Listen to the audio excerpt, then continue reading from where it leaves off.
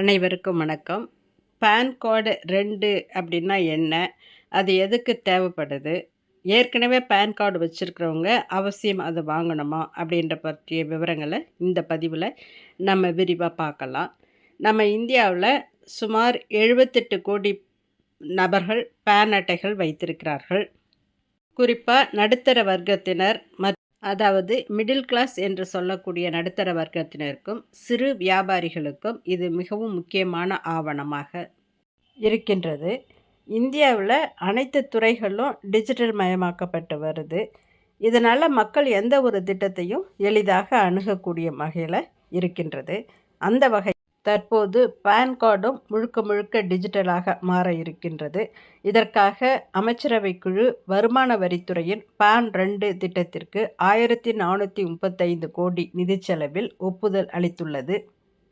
தற்போது உள்ள பான் கார்டுக்கும் புதிதாக வழங்கப்பட்டுள்ள பான் 2ற்கும் உள்ள வித்தியாசம் என்ன என்பதை இப்பொழுது பார்க்கலாம். தற்போது பான் கார்டு தொடர்பான சேவைகள் ஃபைலிங் இணையதளம், UTIITSL இணையதளம் மற்றும் புரோட்டம் கவர்னன்ஸ் இணையதளம் என்று 3 தளங்கள் வாயிலாக வழங்கப்படுகின்றது. தற்போது வழங்கப்படும் இந்த பான் கார்டு 2 மூலம் இந்த சேவைகள் அனைத்தும் ஒரு ஒருங்கிணைந்த இணையதளமாக கொண்டு வர பான் கார்டு சம்பந்தப்பட்ட செயல்முறைகள், அப்டேட்கள், திருத்தங்கள், ஆதார் இணைப்பு, சரிபார்ப்பு போன்ற பான் கார்டு மற்றும் டான் சேவைகளை இந்த ஒற்றைத்தளம் நிர்வகிக்கும். சுருக்கமாக சொல்லணுன்னா, புதிதாக கொடுக்கக்கூடிய பான் கார்டு 2ல் QR கோடு இருக்கும். பழைய கார்டில் 10 இலக்க எண்கள் இருக்கும். அதுக்கு பதிலாக புது கார்டில் இந்த QR கோடு இருக்கும். இதனால் நம்ம வருமான வரி செலுத்தக்கூடியவங்களோட விவரங்களை எளிதாக பெறலாம்.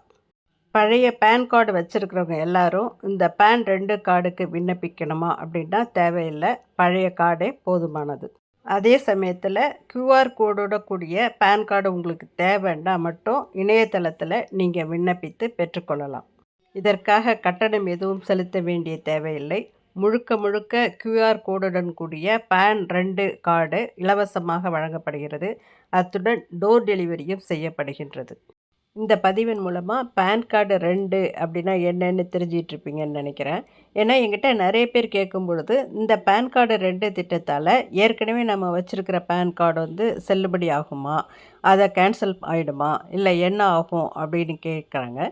அதுக்காக தான் இந்த பதிவை நான் பண்ணியிருக்கிறேன். ஏற்கனவே நம்ம வச்சிட்ருக்கிற பழைய பான் கார்டே போதுமானது. தேவைப்படுறவங்க மட்டும் விண்ணப்பம் செஞ்சு நம்ம இலவசமாக இதை பான் கார்டு 2 பெற முடியும்.